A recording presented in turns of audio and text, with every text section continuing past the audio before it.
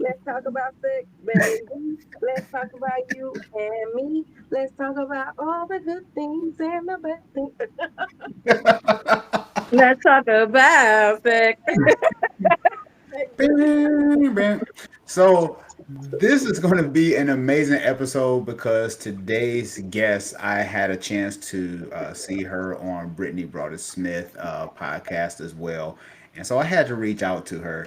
And this episode is so needed. I believe that it's going to help some people today. So if you are struggling in that area, we're going to address that today with our special guest. What's up, Q? How you doing this evening? Listen, I am doing well. I cannot complain as per always. How are Oh yeah. you? I'm good. I'm good. This episode, I'm excited because today's guest is amazing. And of course, people, the two things we don't talk about in church is sex and money, and Hmm. we want both. So anyway, we're gonna talk about the sex part. So Hey, yeah, let's bring in our guest today. All right, I am ready. So today, ladies and gentlemen, boys and girls of all ages. Okay, really just a mature crowd. But anyway, this is Alexis FreddyB, and she's a Christian sexologist and mental health therapist committed to helping women of faith reclaim intimacy, deepen connection, and embrace sexuality as a God-given gift. Because who gave it to you? The Lord. Um, With a unique blend of academic expertise and spiritual insight, Alexis bridges the gap between sexual wellness and Christian values, empowering Black Christian wives to experience freedom, fun, and fulfillment in the bedroom and beyond.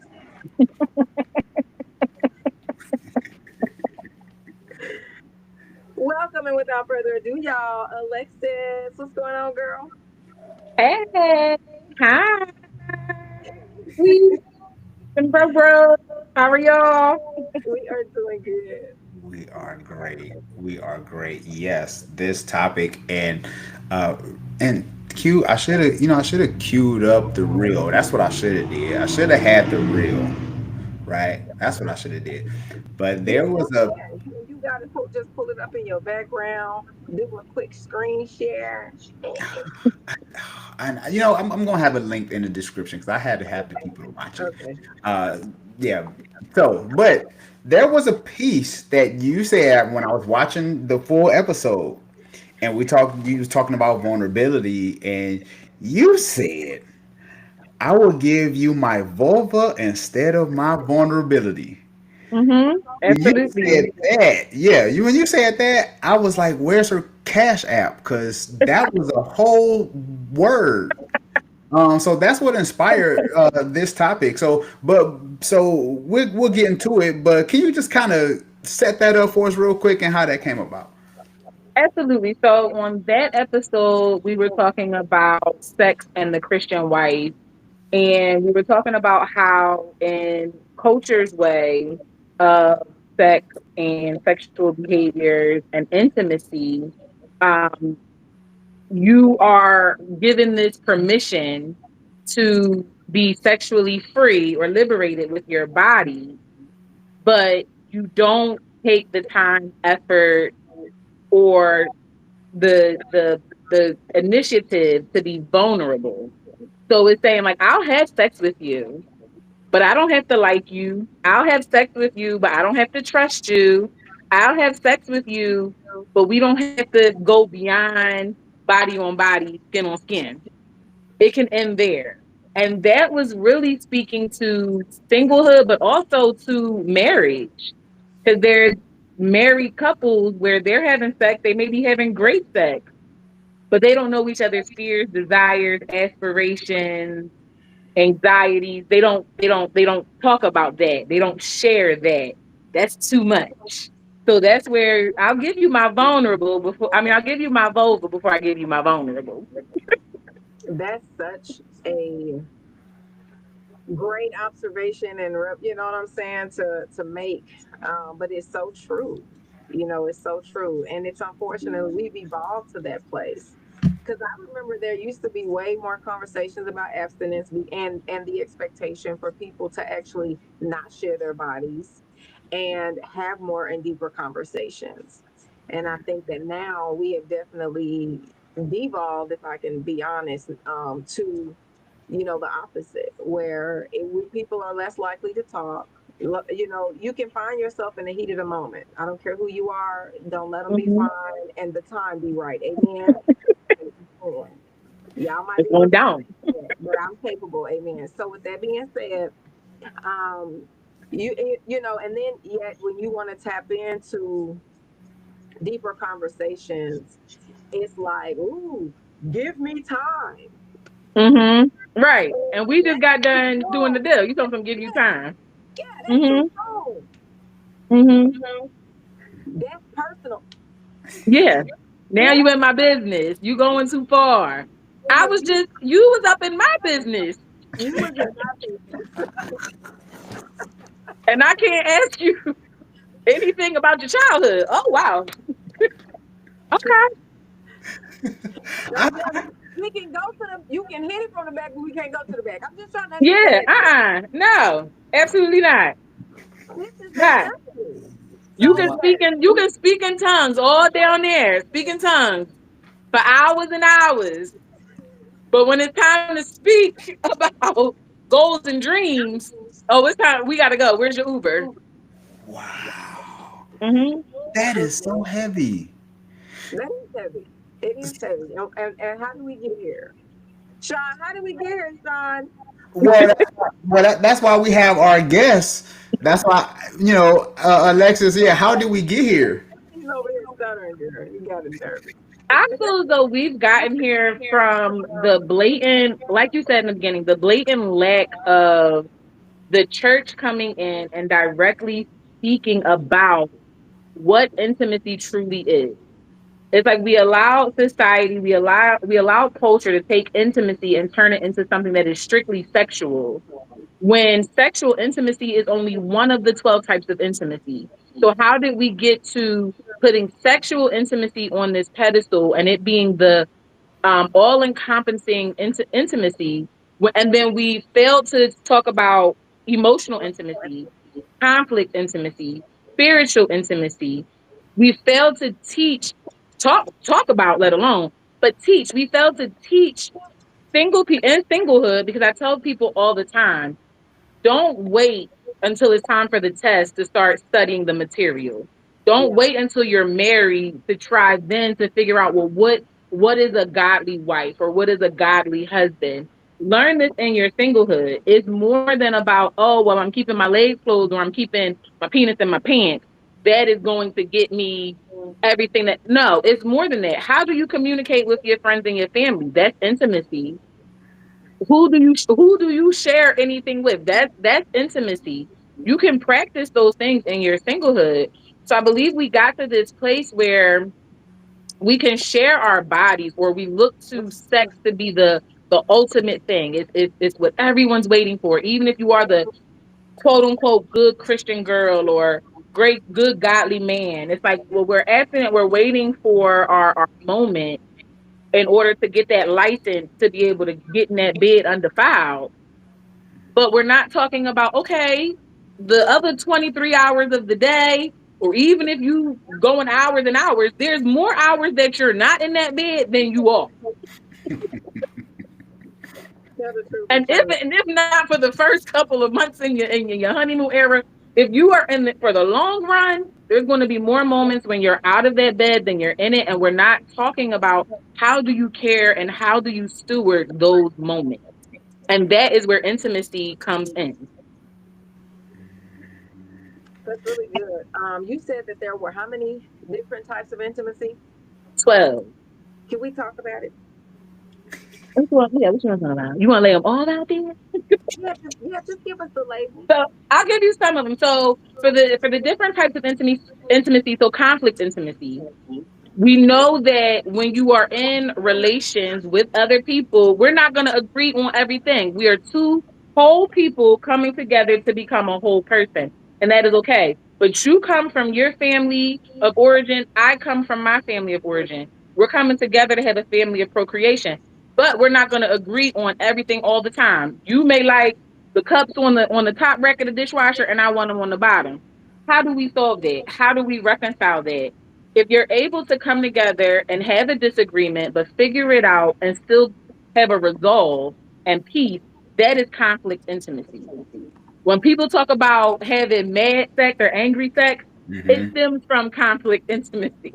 It leads into sexual intimacy, or it can, but it is that passion or that fire from I was so mad at you, but we were able to come up with this thing, and now that people may become aroused, but in at the root of it is really we're able to take a disagreement, have a resolution, and come together. That's something that people are we don't talk about enough until it gets to a breaking point where all we're doing is fighting, all we're doing is button heads, and now we need a counselor to come in and tell us how to talk to each other. When it's no, it's all cute when you're dating, and no, we don't argue. We never argue. Nothing. Okay. That's cute. Maybe you don't call it argue. What word feels right for you? Because maybe it's not argue, but there's no way you agree with another human being all of the time, In the and you're beginning, being true and genuine. It's no way. in the beginning, we agree on everything. Yeah, You we agree know, on everything. everything. You know what I'm Yeah. saying? You like peanuts? No, you allergic. Yeah, Yeah, no, you're allergic. Oh yeah, I like them a little bit. I'm just a little allergic. I'm a little allergic. Oh, I'm a that's little allergic. right. I'm not gonna But die what a we lot. see is when I'm we gonna die a little, just a little. I'm gonna only die a little yeah, bit. just a little bit. I got my EpiPen. It's all good. We're good. We're good here. So that's apparently, like you said, okay, no, that's good. That's good though. That's for because we don't all agree. I'm being funny, y'all, but and we really don't always agree. I think we're agreeable in the beginning. We don't always agree, but we're agreeable. But yeah, sometimes people are just like they're more easygoing. They're trying to be impressive and things like that. You know what I'm saying? And at this age, I'm probably a little less likely to be. And even that is a red flag in the That's what I beginning. say. Because At if this you stage, I'm can't less tell likely. me while we're dating you're allergic to peanuts, you're not gonna tell me in the bedroom you don't like when my tongue goes a certain place. You're not gonna tell me that. You're gonna say, "Ooh, that's right." Because it's like seriously, you're practicing lying. Absolutely. Yeah. And we don't always name it that way because we see it as ourselves being the martyr. We see it as ourselves as like, oh no, I'm saving the relationship, or it's not that big of a deal, or I'm dying to myself. When that is not what God's talking about. I'm dying to myself because it You're gonna be really down the pleases inside them. sometimes later if you don't fix that. You Like got to that, improve. you got that wrong. It's a misinterpretation. You got that wrong. wow. So Q, and like you said, the so what are Alexis? Can you tell us some of the other Yeah, yeah. some of the other steps, or yeah? Can you The give us other some of the other ones? intimacy. Go ahead. What's the other Other intimacy? you have spiritual intimacy. Spiritual. So what is your prayer life like? How do you worship? To be able to worship together, to do praise and worship together, to be able to serve God together, to come together and say, what is our purpose for our union? Yes, we're together. You cute, I'm cute, I like you, you like me. We're gonna spend the rest of our life together and be one happy family. Yes. But why did God put us together? Why am I your rib? God could have made from anyone else. Why am I your helpmate? Why are we here together? What is our purpose? So and then walking out in that purpose, that is also an intimacy. That's a way that you can also do intimacy. And also non-sexual physical intimacy is also an intimacy, hugging, cuddling. That also encompasses another need, which is touch. To simply touch, non-sexual touch. Sometimes I may just need a hug. Sometimes I may just want to be the big spoon. It does not have to lead to anything sexual. And it's important that we begin to have these conversations. And I'm so glad that you all are having this conversation because there's so many times in our lives or seasons within our marriage where sexual intimacy may be off the table. Mm-hmm. And if Oh, that's all you're anchoring your connection with, because intimacy is just the connectedness we feel to another person. So if you're anchoring your marriage on sexual intimacy alone, then when that is off the table, y'all not more than roommates No, it's the truth. And it's the and bad truth. ones because then you don't even really talk to each other like each other. And We bad don't like ones. the same shows. Yes. You want to go out, I want to stay in. Yeah, yeah, that's really good. That's really good. What's another one? And we before I, because I'll be done dove into every one of them, and we ain't gonna get to no other question. So let's just can you run through a couple of them. Just boom, boom, boom, boom. Just give us a few more if you got any. So financial intimacy. That's another intimacy, one that we again don't talk about. But how do we handle our finances? Yeah, How do we speed past steward that those one. together?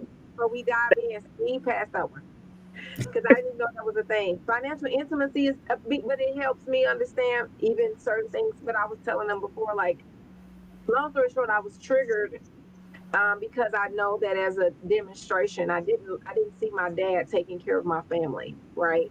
So it became very important to me. Not that I needed a person to just take care of me, but partnership. I didn't get to see my parents really be partners. Absolutely. So when Hmm. I got married, I'm so grateful that it's my ex husband now, but my that's still my partner. Like we still can we developed such a financial intimacy, and it's interesting because I dated a gentleman for like 2 years, and he did not understand the disruption that it caused. That when I finally asked for something, he was like very rigid about it, and it was only Mm. literally it was a very, very, very, and I don't even want to tell you because I don't want to embarrass him. I'm gonna be honest, a very nominal amount, and he was so like inquisitive where most people, my daughter would have probably spotted it for me, you know what I mean? Like, I'm just being honest, like it Mm. could have been so small, and he made me feel so uncomfortable. So I told him without saying those words that, you have no idea how you affected my trust here. I don't ask Mm. everybody for anything. I don't ask just anybody. I don't ask everybody. And after a year and a half of us dating, I finally felt like we reached a level of connection that I can just say, "Hey, can you spot me this until Friday?" And and you just made me feel the absolute worst about it. So I did not Wow. realize that that was a thing, financial intimacy. Can I trust? Because I talk about for the person who's giving, it could be a connection and it can be a really big deal, yes, but it's also a big deal for the person who's even asking, but especially for those who this ain't their regular deal. You know what I mean? I work like, hard. And at that time, it was really, really tight. I was trying to get things, squared away. And I found myself in a very quick deficit, like very quick. It was literally a lend for like barely 24 hours, to be honest. Mm. And it Mm. made me feel so uncomfortable. So what I'm saying is that's like people don't realize, and then it became a turn off. So when you say financial intimacy, I'm like, oh, this is how it made sense. Like, it Yeah. became a turn off. Mm-hmm. Are you transparent or even honest? Because transparency doesn't come, I would say naturally, transparency has to be built because that also comes with trust. But it's also how do we build that through experience? We have to be able to experience these different things. And once trust is broken, then we have to talk about, well, how do we repair? And it doesn't happen overnight. It doesn't happen right away. But how do we repair? And we also don't talk about how, when we're talking about transparency versus honesty, especially when we're talking about finances, that does mean a lot for people because, like you said, it's different than saying we teach men. I call it the three P's of manhood: protect, provide, and please. We tell men that's what you need to do, and then we tell them you need to be equipped with it. So protect, you got your paws, like you got to be able to protect that. Your wife and your children. You got provide. You got your pockets to provide. You got to be able to have your pockets, but you don't have to talk about how you getting it, how you managing it, how you're stewarding it well, where is it going, even if you are the sole breadwinner. And then we talk about please. So you have your penis. So you should automatically know what to do with it. But we're not having this conversation with our men, and it is, men's mental health month, but I feel like there's circles and there's groups and there's community for are women to understand and to talk about and to learn some of these things, even though we're still not doing the best job at having open, real, raw discussions about it. And I feel like there's even fewer spaces for our men to have these conversations where there can be open, raw, and honest and say, well, listen, in these three P's of life, here's where I don't feel so secure. Here's Mhm. where I could use some help. Here's where I could we don't do that. It's like you gotta get money, but nobody's saying exactly how to steward that money once I got it. I know I shouldn't be breaking any laws to get it. And then you say, well, you need to invest it, but you're not, there's no finance, we're not doing a good job at all holistically of looking at the whole person when we're talking about our Christian brothers and sisters. And I get that we're concerned about everyone going to heaven. You say you going. How do you steward your time here on earth well? We don't talk about that. Yeah, that's good. Oh yeah, and that's a show within itself. Like just what you said, those three P's, and then like you said, even the financial piece. Um, because people will jump into bed with you quicker than tell them your credit score, you know, or how much you make an hour. You know, For it's like, sure. yeah, we'll be in their bed for an hour, but I won't tell you how much I make an hour. You know, which is Mm-hmm. in itself. But so what are some of the other ones real quick? We're gonna get into these questions, but I just kind of because I think We, intimacy we piece talked is about important. we talked about emotional intimacy. I believe we talked about emotional intimacy. Emotional. Emotional intimacy is sharing exactly that, those fears and desires. This one is another one that is very difficult for people to do because we do lack trust. We lack trust. Some of our best friends don't know what some of our fears are. They may not even know what our goals are. We're afraid. And that stems from either shame, guilt, like you said, rejection. People have experience and people have traumas with those. So we don't express that. But emotional intimacy is something again you can experience with your friends. That's something you can experience with your family. It's not something you have to wait until a relationship. However, when we are talking about romantic relationships and emotional intimacy, it is something that is not happening. Even when sexual intimacy is taking place, emotional intimacy may not be there. I've had husbands that have said to me during coaching sessions, like, I don't feel like my wife is a safe space for my emotions. I don't feel like she can hold them. It's all about her. And I I'm hear holding that. her emotions, but I don't feel, matter of fact, I know she can't handle my emotions. Yeah. Because when I tried, her response was X, Y, and Z. Mm-hmm. And just like Q said when she was talking about the financial part, when someone has been taught to shield a intimate part of themselves, and then they go out and they're being vulnerable to share, and they're met with a displeasing reaction, then it will cause a shutdown. It will cause you to feel rejected. It will then disrupt whatever it was you were trying to build from the jump. So emotional intimacy is another one that it has to be built prior to, and all of these is on a continuum. You never reach. You never reach the goal because we're evolving people. Yeah. Absolutely. But that's really, really good. I think for one, it just helps to know that there are so many different ways and layers to intimacy. And I say that because a lot of people think of it as probably a one or a two or three dimensional aspect. You know what I'm saying? Um, and it's important. I always say that we freestyle relationship and we shouldn't be, because we Mm, really should be. We should always be hand in hand with some type of resource, help, or assistance. We really all should. We should never assert ourselves like we've arrived when it comes to relationship. hmm Ever be students, in my personal opinion. So I just learned something today, even to think that there's 12 dimensions, if you will, of intimacy. That takes it into, I'm sure many people don't even know that. They probably would have labeled, maybe we might have been able to come up with about four, maybe, but to know that, there are so many, and I know the list goes on, and I would love to dive in, so you already can count you back like three times, because we I'm got more here. I'm here. we got more stuff to talk about. Okay, but we're gonna get into some of the questions as well. But I just really appreciate you sharing that, because and if you guys listen, if y'all need, let me take this quick commercial break. If you guys are having struggles with your intimacy, please do not hesitate. Please reach out to 1-800 Alexis Freddie B. That's 1-800 Alexis Freddie B. Okay. Now back to your regularly scheduled program. Now back to our regular scheduled program because we do have some other amazing questions to ask you. But no, in real life, that was really valuable information that us grown people don't all know. Just because we Yeah, tall, just yeah. because we're tall and we older and pay a bill or two, don't make us know everything. So How that's about really it? good. Yeah, that's really good. So I have a question. So how has the church culture shaped how singles approach sex and vulnerability?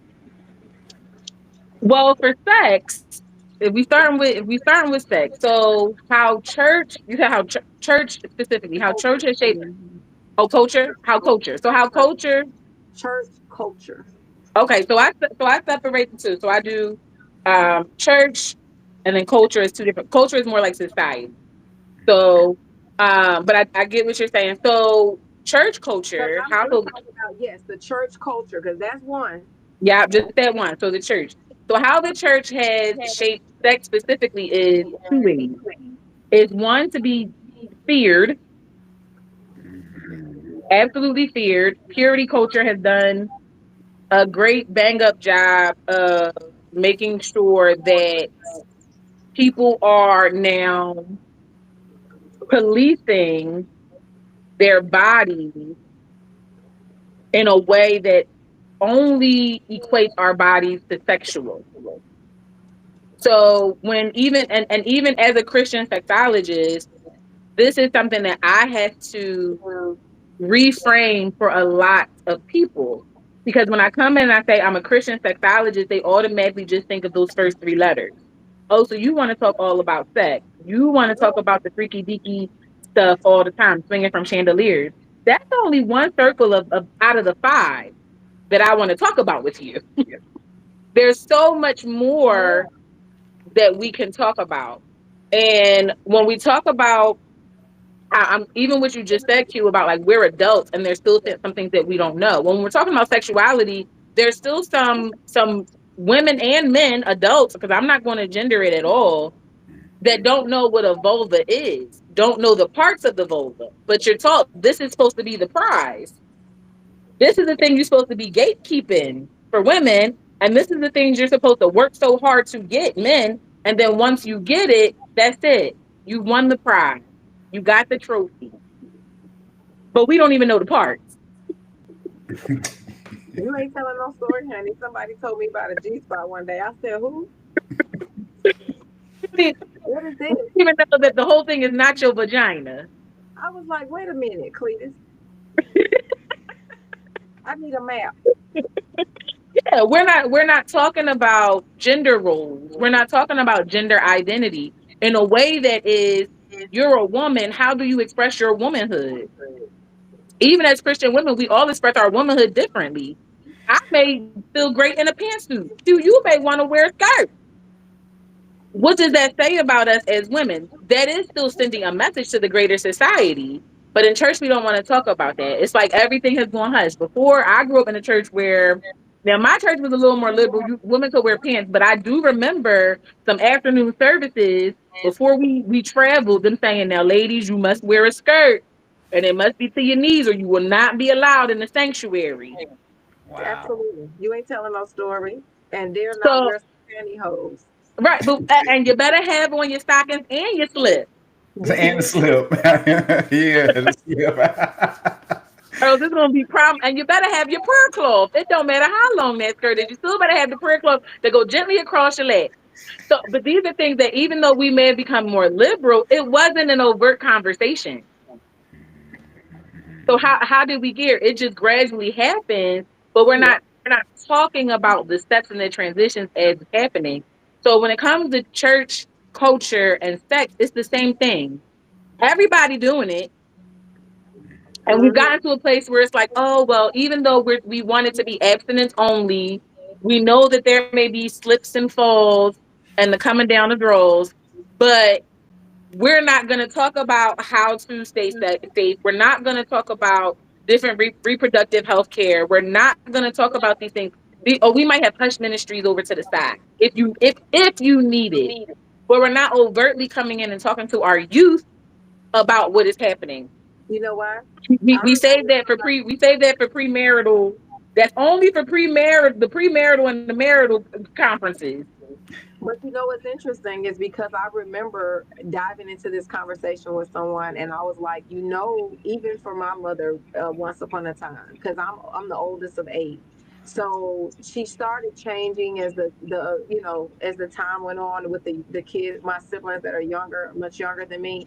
But it was like to talk about it was giving you permission instead of giving you education. How And about it?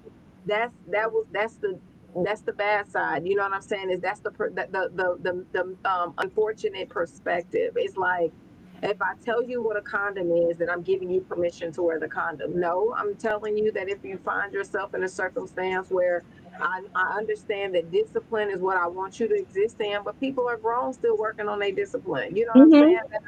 So it's education. It's letting them know. Or I'm not giving you birth control because I'm now giving you permission to have sex, and I'm telling you that and it's such a bad perspective to have. You know It what I'm is, and exactly what you just said. Feeling like, and that's something that I still face, even as a Christian sexologist. That I'm condoning, I'm giving people permission. One, no, but statistics show teens who have a comprehensive sexuality education are less likely to engage in sexual behaviors until a much older age. Why? Because at the end of the day, hormones are still going to hormone. saying? And Yeah, what we already know by studies is people are now going through puberty at an earlier age. So it's no longer the 14, 15-year old. No, we're talking about 8 and 9-year olds trying to see what's popping. And they got But a we're waiting until and, middle school to even teach them about their bodies. And we keep and we blame the school, and I understand, but as a church community, it's our job. It's absolutely. our job to take care of our people. Like that's our job. So we're allowing, or we're negating, and we're putting off to society to teach our people because we don't want to do it. Well, and again, the perspective of it being permission, right? Whereas it is also, um, it's not enough to be able to just tell people what not to do. That's all we do with it. Hmm. Don't do it. That's what we do with it. So that's the farthest we go. And the reality is there's still going to be curiosity because God gave us Hmm. a brain. So people are going to be curious no matter what age they are. They get inquisitive. They want to Hmm. know what's going on. And we are also seekers of information. We just are naturally. And what you may be a little bit more interested in or something may be a little different than me, but we're still seekers of information to Right. some degree. So that's where some of the experimental stuff comes from because they're Hmm. really just trying to collect data. But why do they got Right. to collect data when they can just learn it and then, like you said, be maybe absent the experience if I give them the data, you know? Hmm. But it's like, I don't want to tell you because, what you don't know won't hurt you. No, it actually will.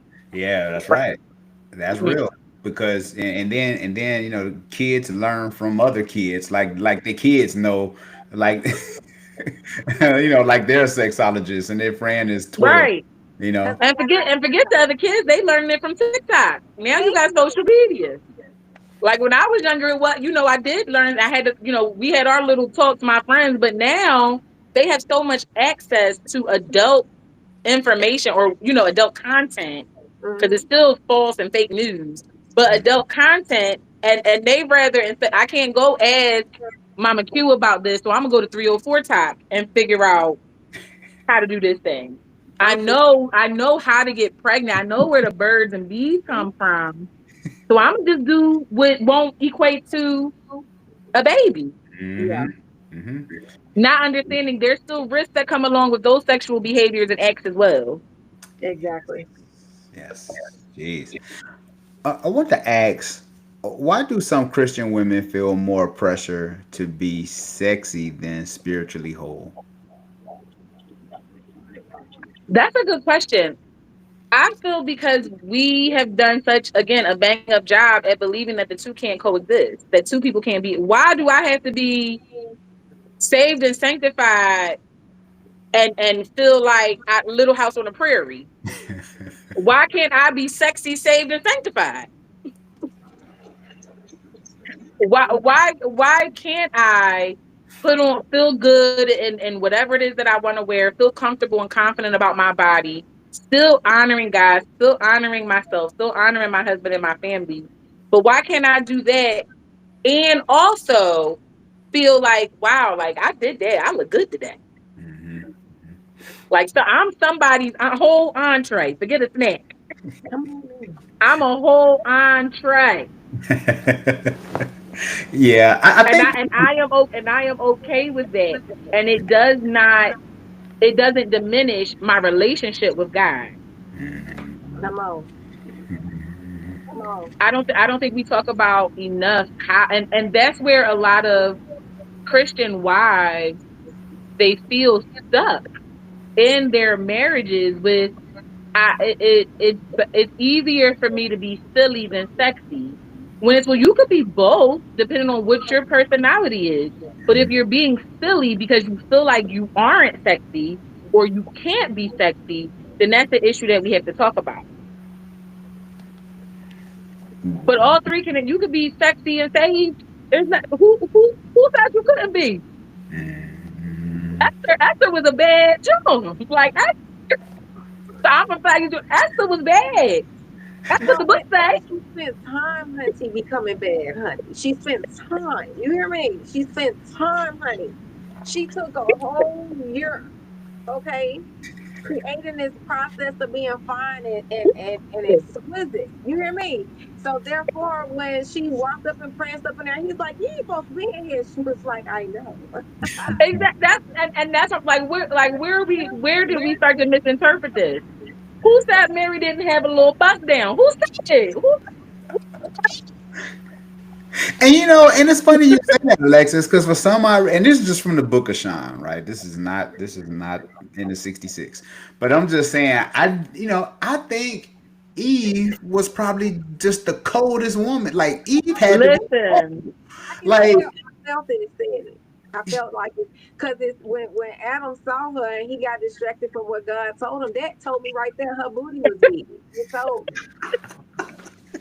It said everything I needed to know right there. And so confident, because who was gonna check her boo? Like who was gonna tell her anything? She was just a walking and jiggling through the garden. She had And not was a like, Adam, oh my God, don't that you is want to be more like God? And he looking at her like, yeah. yes. That's a good thing. That's a good thing. I know, right? It's Yeah, very I'm like, good. that's not bad. That's actually not bad at all. And look, Yeah, listen, I like that. I like that. Nothing running around here look like that. Thank you. Thank you, listen, he Jesus. was. He was like, Lord, yeah.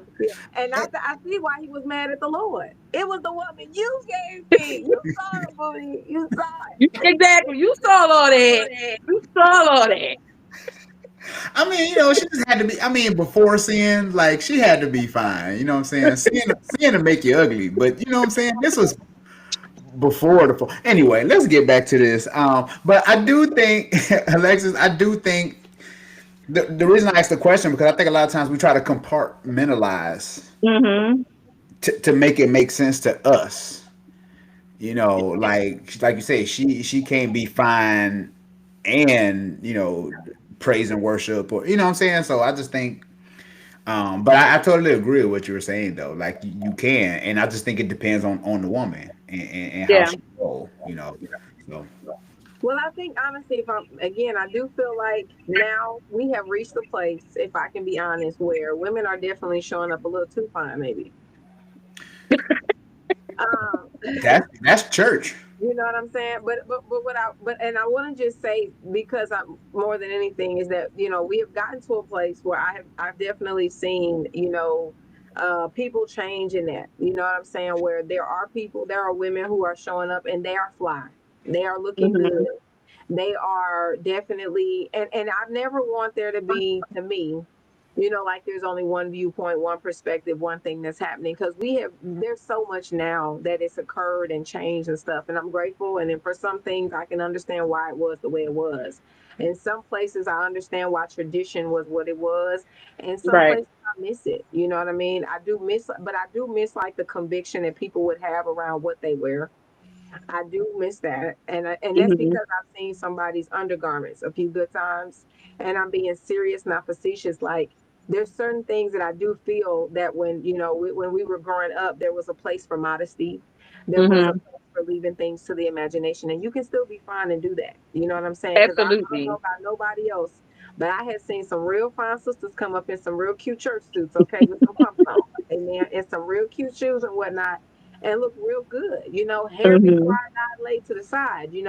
So we definitely can do that. And I think that now too, I think that again, that spiritual intimacy though, I don't know about everybody else, but I do believe that there's a lack of that sometimes. Mhm. Even more so now, because I do think it's more of the other connections, like it's the visual connection, so people are attracted to you and stuff like that. But wanting to be able to talk to someone about the word, and we're not constantly in a place where we are downing church, or because that's not the conversation. God Mhm. has done so many wonderful things in my life. God has Absolutely. spared me and has Mhm. blessed me, and speaks to me and gives me conviction that everything is not about the negative aspects to the building or to Mhm. the church organization, that Right. happens Sunday or Wednesday or Friday or whatever. And so I do think that, we've come around, that we've turned the corner a little bit on dressing and showing up a bit attractive and feeling good about ourselves. But I do think that, there's still a place for us to emphasize the value of the spiritual connection, because we are also spiritual beings. That's what God made us Absolutely. as well. And I think that's where some of us also, and I say us just as believers, that's where some of us too don't even realize the beauty, Mhm. what I'm saying, of even the spirit, because that's Yeah. not a that we're really, some people are probably emphasizing. And I don't want to put it on a, like you said, I don't want to put it on a gender, but just don't even realize, man, there's just some dopeness about this. I just feel like the Holy Spirit be so dope. You know what I mean? It Yeah. makes us have the lightheartedness that we have, the Oh joy yeah. that we have. We can laugh and things like that. And there's just some aspects to that I just think are lost. Mhm. But I do have another question. Why? Hold on. What's the emotional cost of performing sexually without real connection? I when we're performing sexually, what ends up happening in that type of relationship is, one, even if there is longevity in it, it's not a happy marriage. It's not a a happy relationship. But more than that, we become each other's human masturbators. Mm. They're like, I'm horny, so and you can fulfill that, and we're under covenant, so let's do it. But there's no emotional connection there. There's no other intimacy there. So we've become great at climaxing, orgasming, but we don't know how to have a sparky conversation. We don't know how to stimulate each other's minds. That's another intimacy, intellectual intimacy. We don't know how to stimulate one another's minds. We don't know how to tap in and have quote unquote heart to heart, where you feel safe and I feel safe, to bear it all out, to be completely naked emotionally in front of one another. We can't do that. So the Bible says, what profits a man to gain the whole wide world and lose his soul? I say what, and yes, and when talking about relationally, what profits a man to gain a whole bunch of orgasms but not be able to connect to anyone intimately? Yes, you have a great sexual life, great, perfect. You're doing what the body, for some of us, naturally can do. But what separates us and what sets us apart is being able to build that connectedness beyond the sexual. To become one flesh is one thing, but it also encompasses the soul. So how do we also connect and bond over these other types? So if we're just performing sexually but not being able to connect emotionally, that's only one aspect. And it's exactly what you said, we're performing. Or we're just being selfish. So yeah, I'm horny, let's do what we gotta do. And then What I'm gonna go over here and do what I'm gonna do, and then you do what you do. what kind of advice do you have for men, Alexis, as far as like how can men become better at, or let's just say how can husbands become better at serving their wives? Like how can they, outside of the bedroom, right? Because you can do that in the bedroom, but outside, what are some practical things for men that can really help their marriage as a leader, right? What are your thoughts? To better serve your wife, you have to also come and be able to express how you can also be served, your need to be served over the bedroom. Because I have a pleasure types assessment where I talk about the different pleasure types for people. And a lot of the times the husbands that come in, they're like, oh, I don't need to take that assessment. I already know I'm sexual all day. And after they take the assessment, it does come out sexual. But why is that? They're not used to being open and vulnerable and really tapping into what else is going on for them. And they also might feel so sexually depleted because maybe they're not getting the amount of sex that they want. So it's sort of like a Maslow hierarchy of needs. Like I can't even think about my heart not being touched because my penis ain't being touched. So I can't even think about that for Yep. some men. For other men, it's safer. They feel safer showing up horny than showing up needing a hug or needing their wife to just simply listen to me and maybe offer me a solution. Maybe just hear me out. Maybe I don't want a solution, but maybe I need to just express to another human being that I'm feeling a little overwhelmed with all the weight that's on my shoulders right now. Some men can't do that. So I think we prioritize pleasing women in marriages with happy wife, happy life. I don't believe in that. We don't practice that in my household. Happy spouse, happy house. That's how I feel. Absolutely.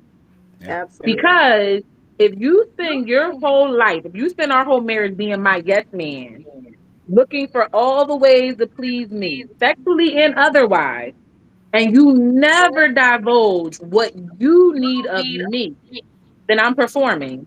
I'm being the wife that I think you need.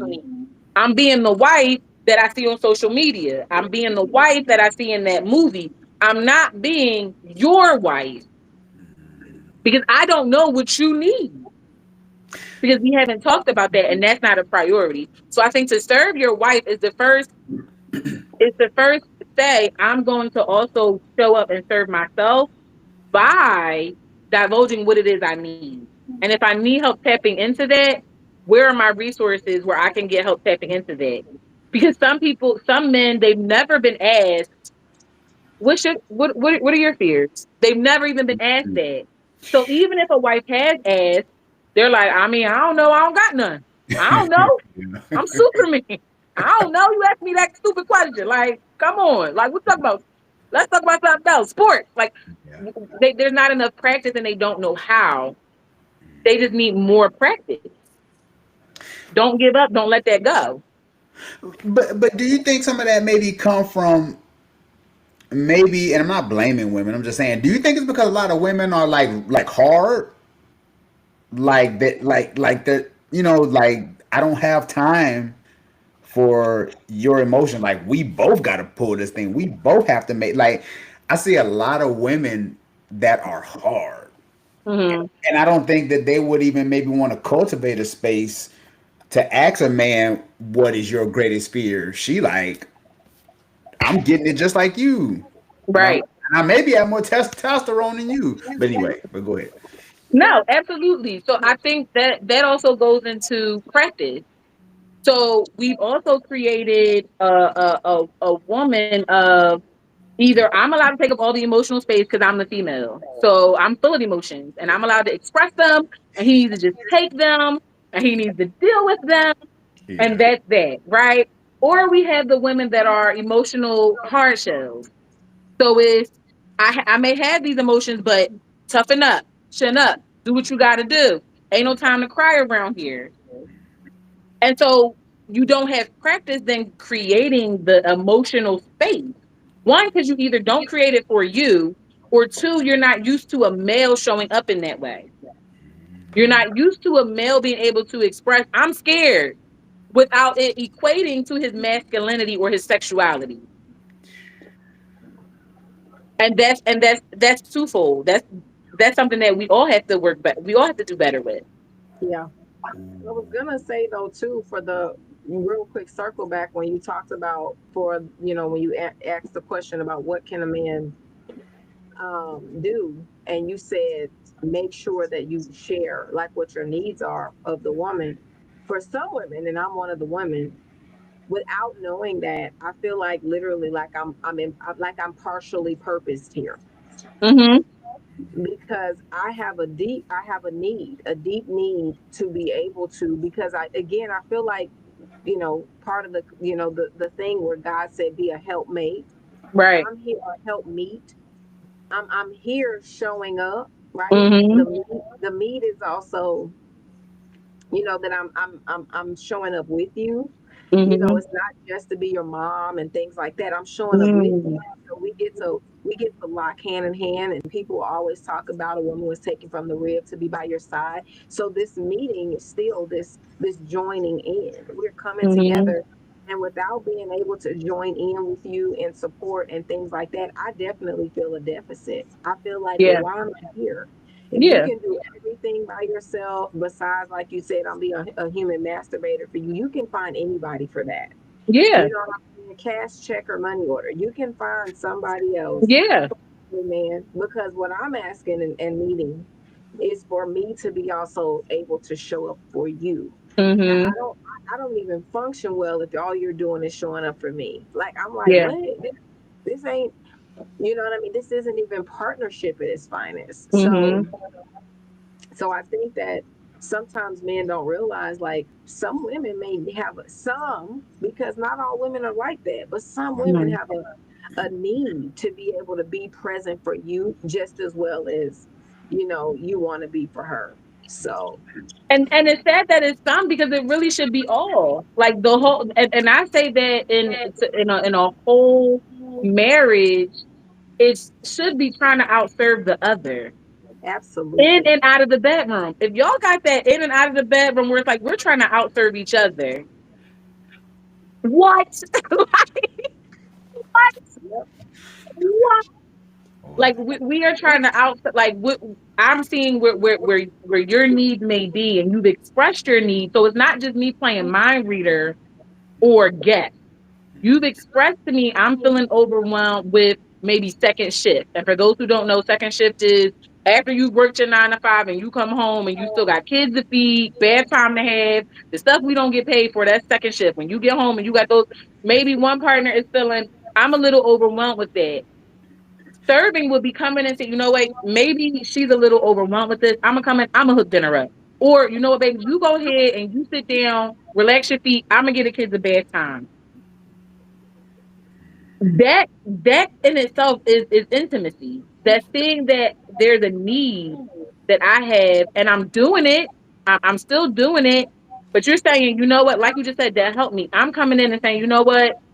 I'm gonna help out with this. Let me relieve you of this. Let me do this for you. And when you have that back and forth of steady serving one another, that's when you don't have some of these conversations that come up with, I feel like I do all of X, Y, and Z in and out of the bedroom. Because I mean, let's call a thing. We had someone who are just, pillow princesses. They don't want to do anything in the bedroom. They just They starfish. just starfish. There, yeah, starfish. There it go. And it's like, well, no. It's also what are you into, and that happens outside of the bedroom. What do Yeah. you like? Would you like to try? I want to try outside the bedroom. You have intellectual intimacy. Well, what are you curious in right now? Oh, you're interested about birds? Okay, well let's read up on some birds and let's go to a museum. Let's do something. Even though I care not about a bird, I don't know the difference between an eagle and a pigeon. I don't know. But if this is what you like, let's do something you like.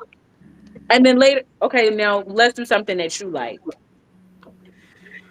That's good. That's good. Yeah, because and there's so much to unpack. Like you said, Alexis, is like, why does it have to be some women? Like, why does some women, take the initiative to even ask him how is he? Hmm. When it should be all, because Aquila, I'm thinking, I'm just like, where did you get that from? Hmm. Opposed to other women, because there are, some women that's just like, I don't have time, you know, Yeah. or I'm not emotionally available, Right. No, you and I'm know. not, and I'm gonna be dying. Just, just count it out. Dying. I can. I'll die. And I'm serious. Yeah. I remember telling somebody that I was dating that, like, I'm gonna die here, because I have no purpose in your life, and you're doing everything. My voice isn't really valuable, so I can't Mm. contribute in thought. I can't contribute. You may not want me to be a starfish, but I feel like a starfish outside of the bed. Like I Hmm. can't How contribute about it? anything. And I'm here. Can I fix your plate? Like, Negro, I need to do something. Like, I'm not able to just sit around. I'm just not. It's just not how I'm wired. And so I tell Hmm. people, like, I've tapped in, like I know how the Lord made me, and I'm good with it, and I get it. Everybody out here is not interested in that, and I'm like I'm all the things. So I'm gonna work, and I want to fix your plate. You know what I'm saying? Cook you a Hmm. meal or something. So I want to do the multitask because I'm definitely a person who's just productive, and I like to be present in just so many aspects. So to Hmm. me, the Proverbs 31 woman was relatable because she did a lot of different things, and that's Yeah. me. And it's not like I've honed in to say I've got like one solid career, but I'm like able to do a lot of things, Hmm. literally do a lot. I was telling Shon today because he was like, what's going on? I said, well, I built a deck today. And I did, literally today. And then I left there and went to go braid hair. You know what I'm saying? Like, and I have a job too. You know what I mean? Like, Yeah. Yeah. that's just who I am. And are you hungry? Like, what you need? You know, what you need? I So, can build your deck and also make you a plate. What's the problem? what do you need? What do you need? And so that's how I am. And I'm grateful because I get to see I have an aunt that's like that. Mm. And she makes me feel so normal because she's the same. She also does hair. I was facilitating this deck build. She's like, we following your lead, but let's do it. So we did this deck or whatever, and I was telling her because I built one before. I built two, so I was like, let's do it. So we did all the things. All of that to say, it put us in a place where I'm like, man, I get to see her be an older version of me, and I Yeah. feel like I'm not that I needed somebody to validate me, but I feel like I'm not alone. Like there are other women out here Hmm. who pride themselves on being able to manage their home because that's what it is. My first career was my home. Hmm. That was my first priority for me, and that's what it is. So I was telling someone like that was everybody else was like, hey, I want to go here and do this, and that's fine. I have no qualms with that. But Aquila, instead of honing in on a career, mine was family. And that Hmm. means wearing various hats. So every time kids have, hey mom, I need to make a project. We're up all to get tonight all night making those projects, doing arts and crafts. We're doing whatever the things like that was me. And then you go to bed, I'm packing a lunch, doing whatever. And and Hmm. I found joy there. But when I'm in a relationship and you ain't got no need for me, I'm like, Yeah. and again, I'm not asking. I'm not trying to listen, Linda. Don't come out here talking about I'm trying to be like that coming to America, girl. Whatever you like, because I'm not. That's funny. Alexis, Alexis, this has been a phenomenal episode. Can you give us a parting piece of advice for those who Yes. stuck around and watch? Can you give us just some practical Alexis wisdom, especially on today's topic?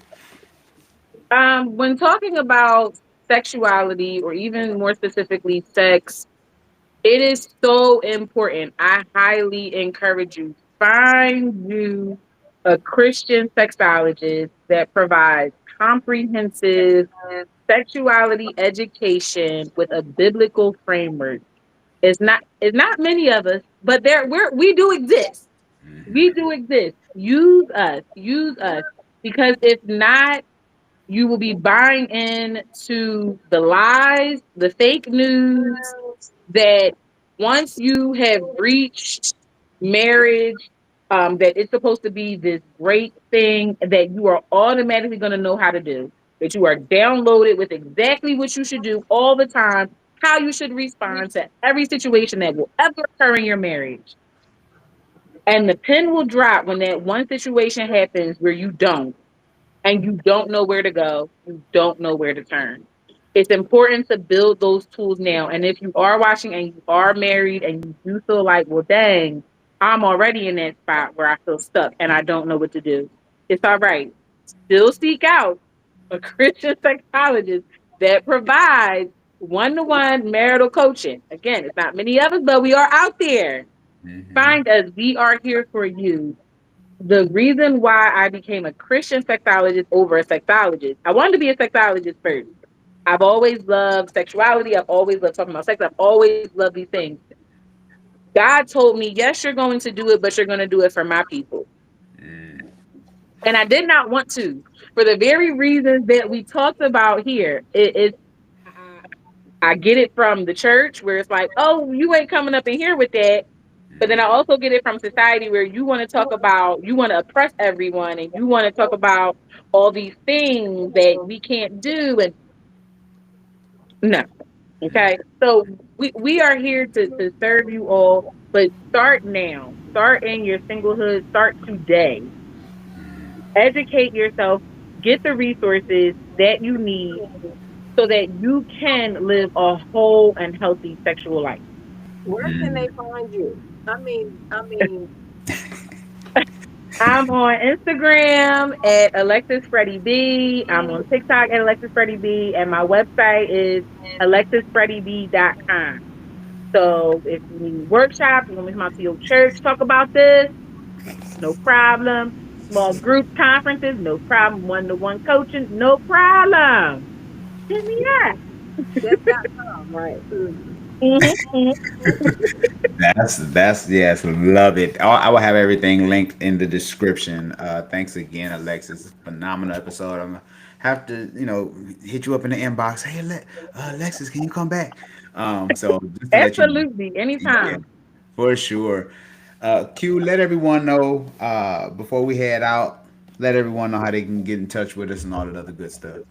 Y'all know where to find us. We are here on the wonderful platform That's scary to remarry because we're out here trying to help you do wonderful things to turn that fear around so that you can be excited about thrusting yourself into love again. And then with the tools and resources to do it right and better the next time around, whatever time that is for you. Of course, I am one of your hosts, Aqueela Maddox, and you can find me here, right here on this very platform. And where can they find you, Mr. Sean Heineman? Just scary to remarry. Just I don't even know if I should say Chat GPT, but Google me, whatever. Scary to Mary. I'm here with Q. That's where I'm at. Absolutely. And of course, we look forward to having you back here with our other phenomenal guests. And you know what to do. Hit the subscribe button because that is the way you stay in touch with us so that you don't miss these wonderful episodes where you get educated, you get you a good laugh, but you also get to connect with some resources to help you because it's not enough. Like I said, winging it is not the way. And you've been winging it long enough. We want you to win in it. So, therefore, we are providing you these resources, which are these wonderful people with phenomenal backgrounds, expertise, testimonies, and all of that and more to be able to help you win in love. Look, until next time, Peace. We are out.